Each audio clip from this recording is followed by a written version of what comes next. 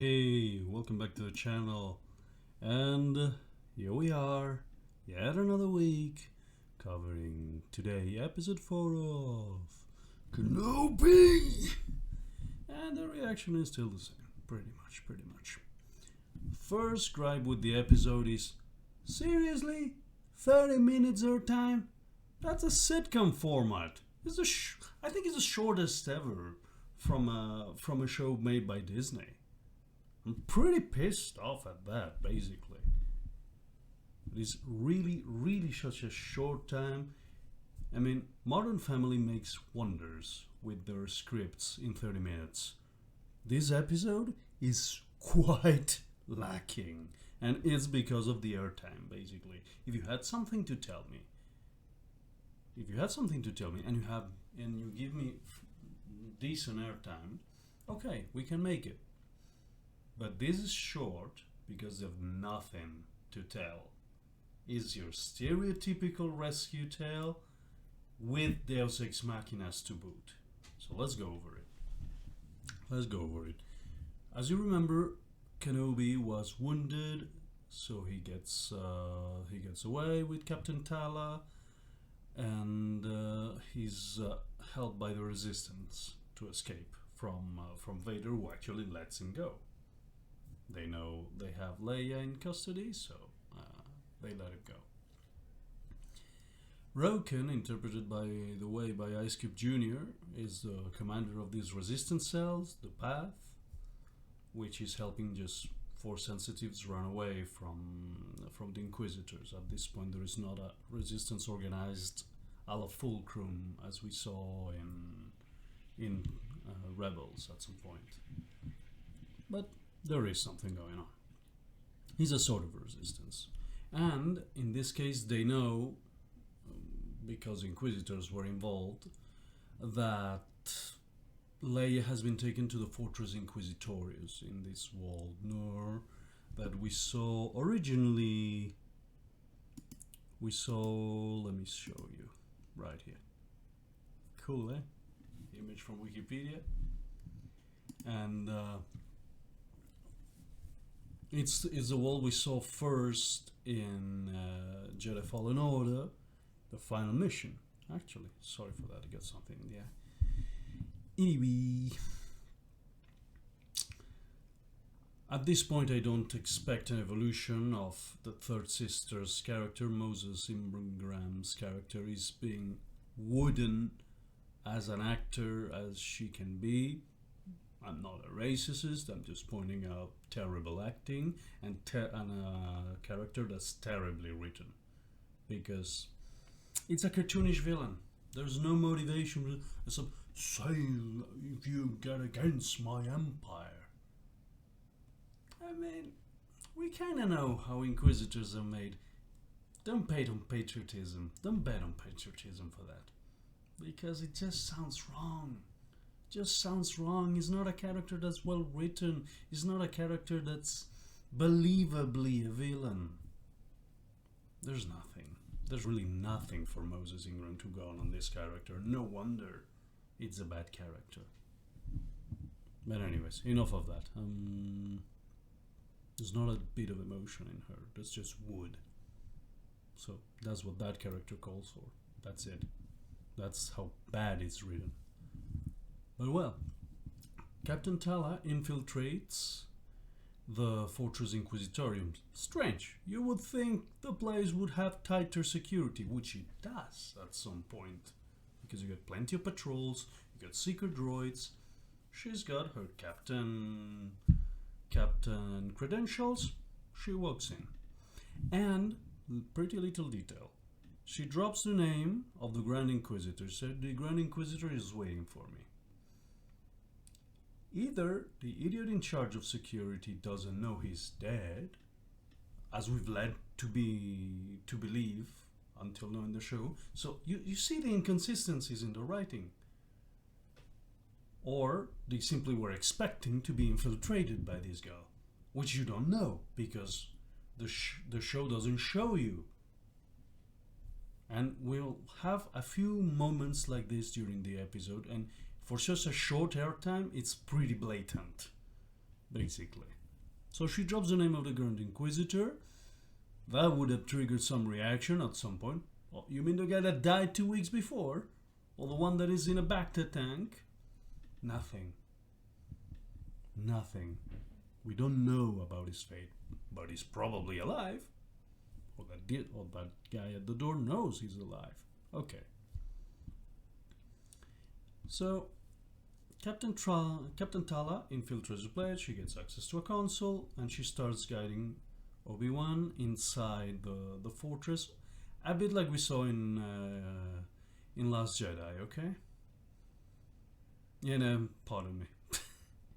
In Fallen Order. Goodness grief, I had a huge mindfuck over that. Anyways, she lets Obi-Wan in. She's discovered, but she takes care very swiftly. She's a good infiltrator. So she leads the guy that discovered her away from any prying eyes. She offs him. And she continues helping Obi-Wan, which is nice. The Seeker droids, by the way, it's a kind of inhuman droid, something like a la Matrix, you know. So it reminded me a lot of the red oculars and such. It was very, very Matrix, very Matrix. So yeah, Obi-Wan infiltrates the fortress and he discovers what the place really is. It's not a prison per se. It's a tomb for dead Jedi. And the first we see, or one of the first, is Master Terasinub from Clone Wars. One Jedi from one of the elders that had helped Ahsoka Tano during that show. Not a pity. He got caught, he got killed, and the worst of it, he got displayed like a hunting trophy, along with several other Jedis, a Jedi youngling.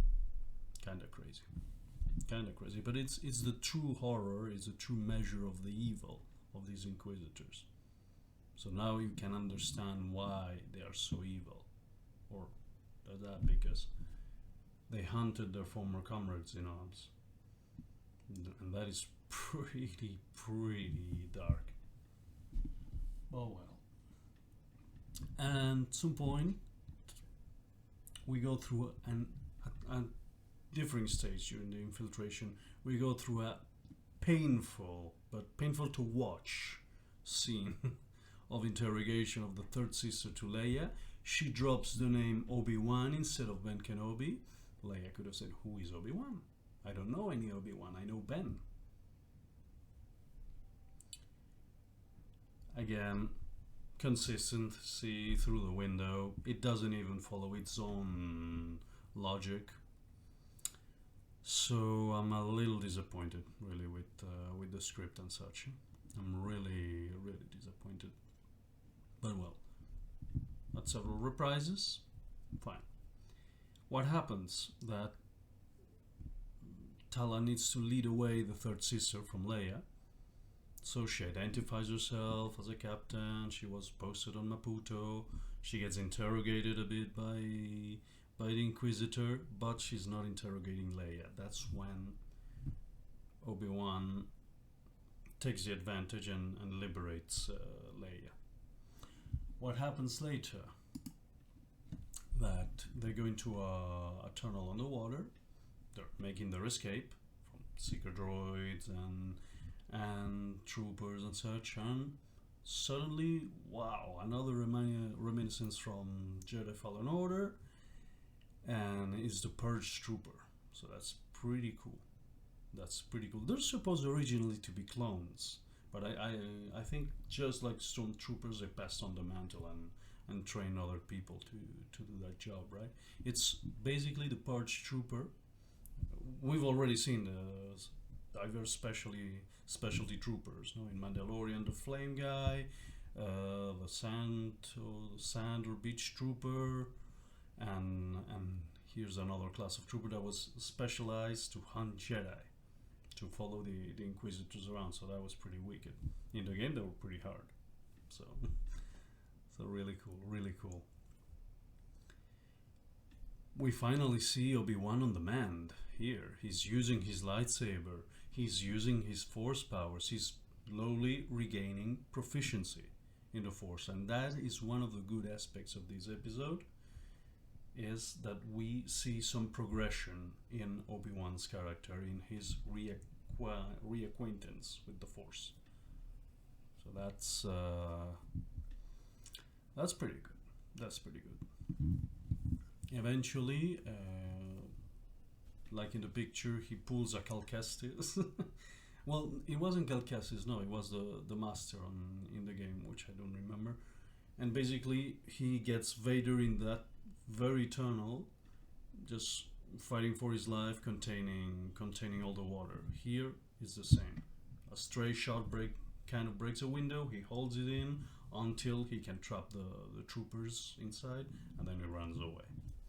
So Tala and Obi-Wan get reunited with Leia, and they try to make the escape. It's a bit of a surreal moment because you see Obi-Wan clearly without any mask, with just a hat on and with a coat, and Leia hiding beneath. It's kinda crazy, seriously. A bit surreal. But when the third sister arrives with the other inquisitors there to block their way, Snow Speeder Ex Machina! Yeah, basically the Roken, the resistance leader, sends them a couple of snow speeders right in the moment. We don't know why. To basically save them and pick them up and everything. Makes no sense at all. I mean, you could have like used 1 second of airtime of Tala contacting him, maybe on the comm. That would have been ruined. That would have ruined the surprise. No, it wouldn't. It wouldn't have. It would have explained why suddenly I see a couple of snow speeders from